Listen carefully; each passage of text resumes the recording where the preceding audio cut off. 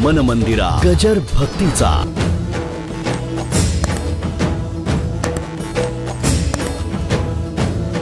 दोन भाऊ होते आणि मग मेहुणे आले. कशा करता? बहिणीचा मेहुणा दोन असतो, एक बायकोचा आणि बहिणीचा. मग त्याला नंदावा म्हणतात, दुसरा भाषा. तेव्हा आले. काय म्हणले बाबूराव, काय चाललंय तुमच्या घरात? कुठं काय?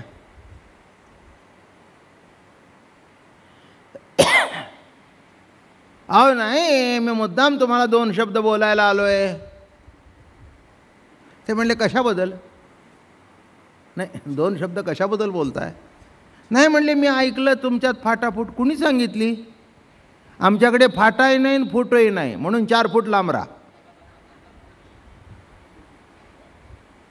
कारण तुम्ही घरात येऊन पुन्हा फूट लावाल आणि फाटाफूट कराल, त्यापेक्षा लांब राहा.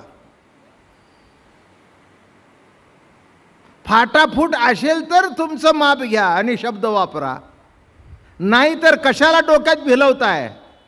माझं बोलणं कळलं का?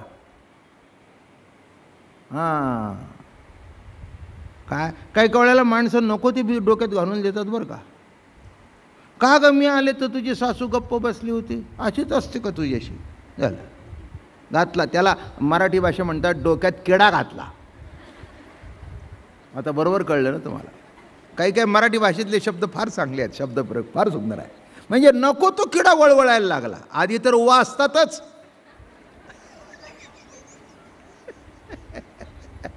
आणि त्यात विकाराचा किडा, संपलं की.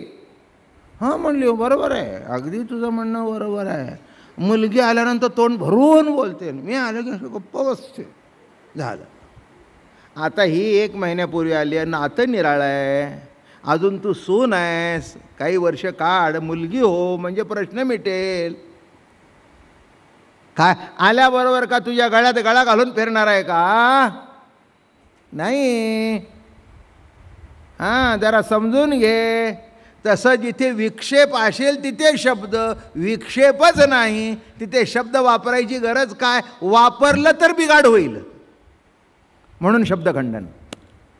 4 वेदाती 4 महावाक्य आहेत. अयम आत्मा ब्रह्म, प्रज्ञानाम ब्रह्म, तत्वमस्यादि, अहम ब्रह्मास्मि. तत्वमसी म्हणजे काय? गुरु सांगतात तत् त्वम असी, ते तत्व तू आहेस. नाही का?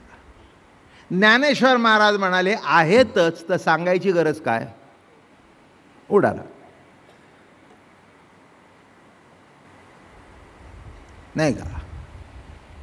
हां, आता प्रवचनाच्या अगोदर अप्पा वगैरे कोणीतरी, इथली सगळी जी मंडळी आहे, सातपुते म्हणा वगैरे कोणीतरी सांगतात, आज बाबा महाराजांचं अमृतानुभवाचं प्रवचन सुरू होईल, नित्याप्रमाणे अमक्याला हार गाडेल. त्यांनी माझ्याकडे माईकच दिला नाही आणि तिथेच उभे राहिले. हे बाबा महाराजांचं प्रवचन चालू आहे.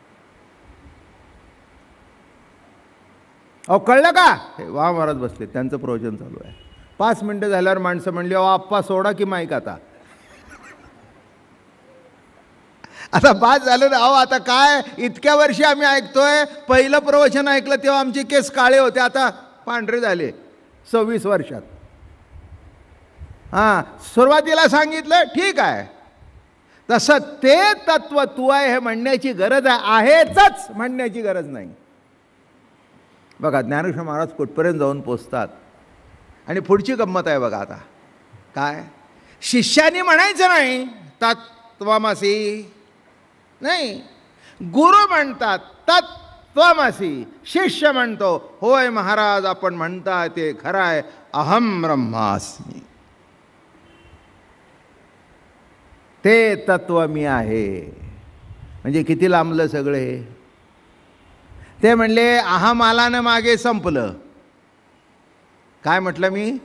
अहम ब्रह्मास्मि, मी ब्रह्म आहे. अरे मी आलं की संपला ना. ब्रह्मामस्मी अभिमान शुद्ध ब्रह्म नवे जाण. तुका म्हणे अहम ब्रह्म आड येवो निधी भ्रम. बघा, एक तुम्हाला अजून पुष्कळसं मला काही म्हणजे काय असं म्हणत नाही तुम्हाला कळत नाही, पण आपले महाराष्ट्रातले संत काय आहेत हे कळावं आपल्याला. महाराष्ट्रीयन संतांची, ज्ञानोबा तुकोबाची, एकनाथ बाबा, नाथ नामदेव राया केवढी उंची आहे परमार्थाची. हे सगळे अहम ब्रह्मास्मपर्यंत आले. तुकाराम महाराज म्हणाले, तुका म्हणे अहम ब्रह्म ना आडी येवो निधी भ्रम. या अहम ब्रह्म हा भ्रम आहे, माझ्या आडी होऊन देऊ नकोस. अज्ञानाघरी याची किंमत आहे. जो ब्रह्म नाही तिथे ब्रह्म आहे म्हणेल. अरे सगळं जर ब्रह्म आहे तर अहम का म्हणतोस? अहम लावला की संपलं. मी म्हणजे ब्रह्म आहे का मी ब्रह्म आहे? मी शब्द लावला की दोन भाग झाले. म्हणून महाराज या ठिकाणी म्हणतात, आता इथे तत्व मस्ती म्हणायची गरज नाही, ते उडवून लावलं त्यांनी. कारण म्हणून आता शब्दखंडन चाललंय ना. मग शब्दखंडनाच्या प्रांतामध्ये तत्वमसी हाही शब्दच आहे, अहम ब्रह्मास्मी हाही शब्दच आहे. मग आता शब्दखंडन जर म्हटलं तर तिथे स्वरूपाच्या ठिकाणी कोणते शब्द राहत नाहीत. एकदा म्हणजे नीट कळू द्या, नाही तर तुमच्या डोक्यात येईल काहीतरी. एवढा मोठा शब्द महाराज असं काय म्हण. मी याच्यात काहीच म्हणत नाही. आलं का लक्षात? माझं काय काम आहे? एखादा सेल्समॅन्स वगैरे माहिती आहे की नाही दुकानातला, त्यातल्या त्यात कापडच्या दुकानातला, मग त्याचं काम काय असतं माहिती आहे का? तो असा उघडतो दाखवतो, हे बघा हा वाण बघा, हा वाण बघा, हा वाण बघा, हा वाण बघा. त्यातली मालकी त्याची नाही, वस्तूही त्याची नाही, फक्त ते आहे ते दाखवणं. तसं आहे ते दाखवणं एवढंच माझं काम. आलं का लक्षात? भारी कपडा असला तरी त्यांचा, कमी असली तरी त्यांची. त्या सेल्समॅननी दाखवली 25,000ची साडी, मग त्यातली बाई तिथे होती विकायला. का म्हणले, आम्हाला 25,000 साड्या दाखवता तुम्ही तुमच्या बायकोला किती घेतल्या? तर म्हणला, माझी आई 20 वर्ष नोकरी करतोय तेव्हा 6,000 रुपये पगार झाला आहे. दुपारी येथे असतो म्हणून दुपारचं जेवण इथेच मिळतं. कसं तरी दिवस काढतात. आणि 25,000ची साडी. तसे हे शब्द मोठे आहेत, मी साधा माणूस आहे. काय सांगितलं मी? सेल्समॅन माणूस आहे, माझी काय किंमत आहे? ज्ञानेश्वर महाराज हे मोठे आहेत, सगळे पैठणीचे कारखानदार आहेत. तेव्हा त्यांच्या दुकानामध्ये हे असली. मग त्यांना विचारलं, काय महाराज, ते घरी नेसायच्या साड्या? ते म्हणले, खालच्या आळीला जा.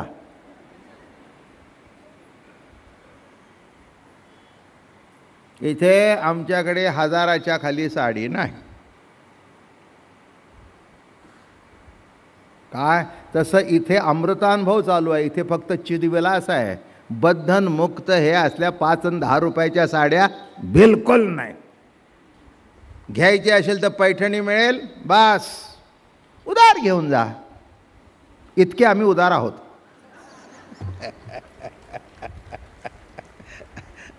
काय? आणि हे सगळं उदारीचा धंदा आहे की दुसरं काय? उधार आहेत.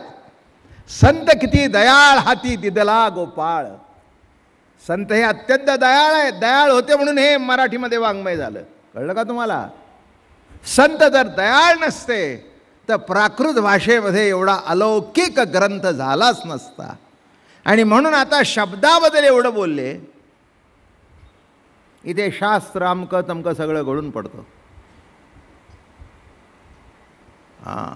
आघवेची शास्त्रे अविद्यानाशाची पात्रे, पण वाचोनी न होती स्वतंत्र आत्मबोधी.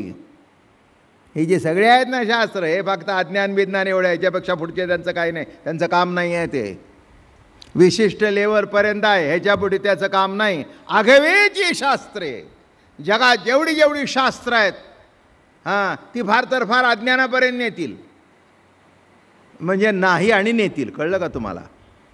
नाहीच आहे तिथपर्यंत घेऊन जातील.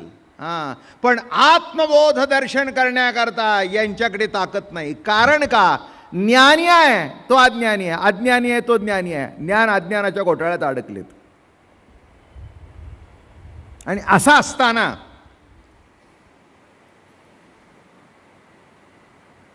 शब्द एक विशिष्ट अवस्थेपर्यंत उपयोगी.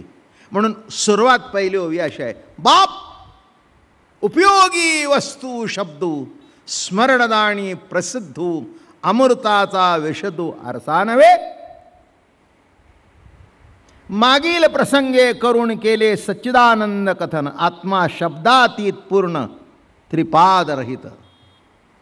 आता नित्यानंद शिवकल्याण सगळं आढावा घेतात. 3 पद जरी सांगितली तरी 3 नाही. सद चिद आनंद हे तिन्ही एकच आहेत. हां, आणि एक सांगू का, सत आणि चित हे विशेषण आहे आणि आनंद हे त्याचं स्वरूप आहे. बोलणं कळलं का मी काय म्हटलं ते? सत ते चित, चित तेच आनंद. पुढचं सांगतो, सत आणि चित ही विशेषण आहेत. कसं आहे ते? सत, सत म्हणजे काय दिसतं का? नाही. चित दिसतं जड, नाही का? आनंद काय? पुन्हा तिथे संपलं.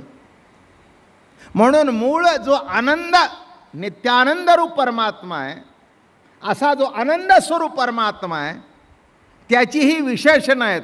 जो आनंद स्वरूप आहे तो कसा आहे? म्हणून वरच्यानी फक्त 2च शब्द वापरले, सत्य ज्ञानवंत. ज्ञानोबारायांनी आनंदग्रहित धरला, आनंदाला मान्यता दिली. आनंदाचा कंद हरी हा देवकी नंदन. हां, आनंद मानला कारण हे त्याचं स्वरूप आहे. म्हणून लक्षात घ्या, मागील प्रसंगे करून केली सच्चिदानंद कथन आत्मा शब्दातीत पूर्ण त्रिपाद रहित सच्चिद आनंद भेद रूपी नाही तत्वपद, रूपी नाही तत्पद. भेद तो शब्द संबंधी ऐसे केले शब्दी दिसती जडाजड. स्वरूपी तो नाही लाग एकली अव्यंग चिन्मात्र वस्तू.